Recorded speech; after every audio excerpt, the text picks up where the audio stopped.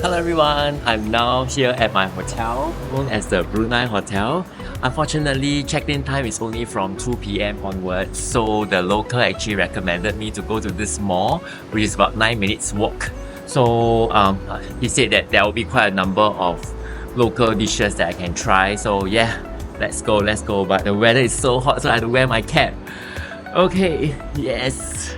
Fun fact, I didn't exchange any Bruneian dollars because we can use Sing dollar here. It's customary tender, so meaning that we can use it anywhere. So really awesome to have this kind of arrangement. I wonder how many of you actually know about this. Okay, more tips on the go and more stories to share with all of you. Seems like we are here already. It's just behind me. Okay, what a short walk. I thought it's 9 minutes, but definitely shorter than that.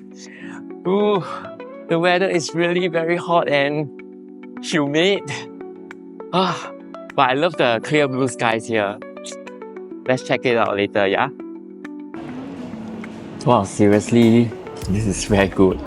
Especially the Ayam Penyet, right? It's so juicy, so tender. Gosh.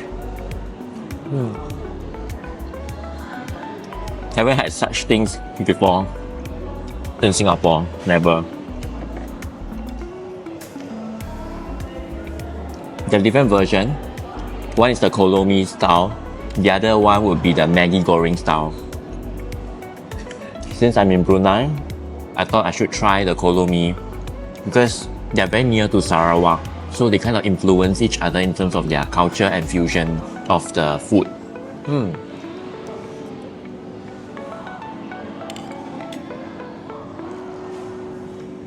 Try a bit of the iced Milo.